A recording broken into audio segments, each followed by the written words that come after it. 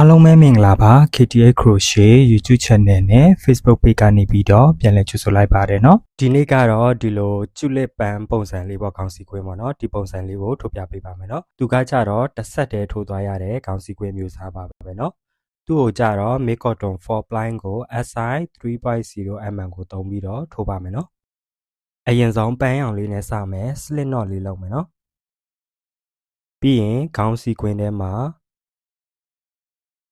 တိုင်တိုဝင်ထိုးမယ်နော်ဒီခြေစားလေးကိုတင်ပြီးတော့တိုင်တိုလေးတွေထိုးပါမယ်နော်ဒီလိုတိုင်တိုထိုးတဲ့အခါကျရင်တိုင်တိုကိုဖွားဖွားလေးပဲထိုးမယ်နော်ဖွားဖွားလေးရဲ့စစ်စိတ်လေးရဲ့ထိုးသွားပေးပါနော်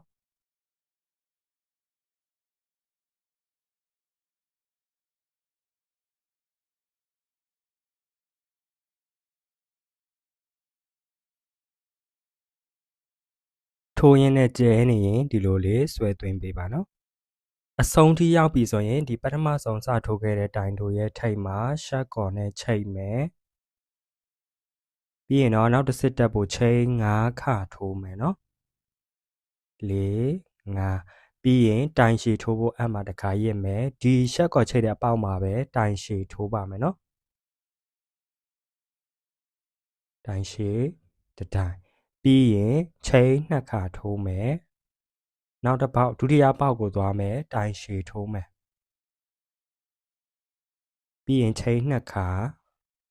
အဲ့ဒီဒုတိယပေါက်မှာပဲတိုင်ရှည်ထပ်ထိုးမယ်နော်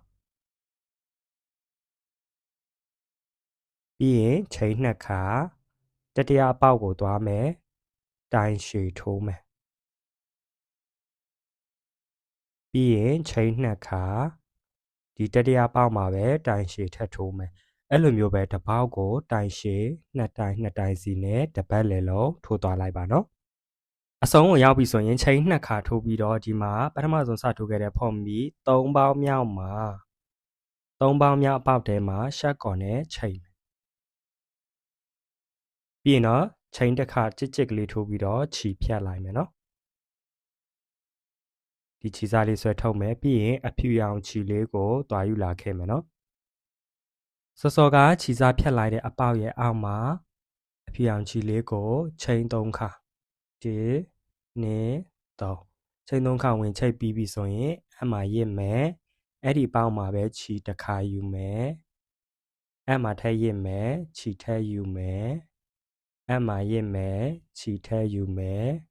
အမှရစ်မယ်ခြီထည့်ယူမယ်ဒီလိုမျိုး၄ချိန်လုပ်မယ်ပြီးရင်အားလုံးကိုတစ်ခါတည်းထုတ်မယ်ချိန်တစ်ခါထိုးမယ်ဒါကိုဘာပဲလုံးလေးတစ်လုံးလို့ခေါ်တယ်နော်ဒုတိယပေါက်ကိုသွားမယ်၄ခါယူမယ်နော်ခြီတစ်ခါအမှရစ်2ခါအမှရစ်မယ်3ခါအမှရစ်မယ်4ခါပြီးရင်အားလုံးကိုတစ်ခါတည်းထုတ်မယ်ချိန်တစ်ခါနှလုံးရပြီเนาะနောက်တစ်လုံးထပ်ထိုးပြမယ်ခြီယူမယ်တစ်ခါ2ခါ3ခါ4ခါပြီးအားလုံးကိုတစ်ခါတည်းထုတ်မယ်ချိန်တစ်ခါထိုးမယ်ဒီလိုအလုံးလေးတွေတစ်ပတ်လည်လုံးတစ်ပေါက်ကိုတစ်လုံးစီထိုးသွားလိုက်ပါเนาะအားလုံးထိုးပြီးသွားပြီဆိုရင်ဒီပထမဆုံးအလုံးလေးရဲ့ထိပ်မှာเนาะဒီထိပ်တက်မှာရှက်ကော်နဲ့ချိန်မယ်ပြီးရင်ချိန်တစ်ခါတက်မယ်အဲ့ဒီအပေါက်မှာပဲတိုင်တိုတစ်တိုင်ထိုးမယ်ချိန်3ခါထိုးမယ်ပြီးရင်အဲ့ဒီအပေါက်မှာပဲတိုင်တိုပြန်ထိုးမယ်ဒါကိုတစ်ချိန်เนาะနောက်အလုံးတစ်လုံးရဲ့ထိပ်ကိုသွားမယ်တိုင်တိုသွားထိုးမယ်ပြီးရင်ချိန်3ခါအဲ့ဒီအပေါက်မှာပဲတိုင်တိုထပ်ထိုးမယ်ဒါဆိုရင်2ကြိမ်ရပြီเนาะနောက်ထပ်တတိယအလုံးရဲ့ထိပ်ကိုသွားမယ်တိုင်တိုထိုးမယ်ချိန်3ခါပြီးရင်အဲ့ဒီအပေါက်မှာပဲတိုင်တိုပြန်ထိုးမယ်3ကြိမ်ရပြီเนาะဒီလိုမျိုးပဲတစ်ပတ်လည်လုံးထိုးသွားလိုက်ပါเนาะအဆုံးထိရောက်ပြီဆိုရင်ပထမဆုံးစထိုးခဲ့တဲ့တိုင်တိုရဲ့ထိပ်မှာရှက်ကော်နဲ့ချိန်မယ်ပြီးရင်ခြီဖြတ်မယ်เนาะပြီးရင်တော့ဒီဖြတ်လိုက်တဲ့ခြီစားကိုချုပ်အပ်လေးနဲ့ဒီအဖြူရောင်တိုင်ကြားလေးတွေကနေပြီးတော့အနားသိမ့်လိုက်မယ်เนาะ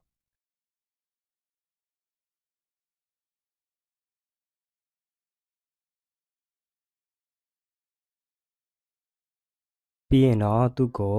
ခြိဖြတ်လိုက်မယ်ဒါဆိုရင်တော့ဒီခေါင်းစည်းကွင်းလေးရပြီပါเนาะပြီးသွားတဲ့ခါကျရင် तू ကပုံမပေါ်ဘူးเนาะသူ့ကိုဒီလိုအလုံးလေးတွေဖြစ်အောင်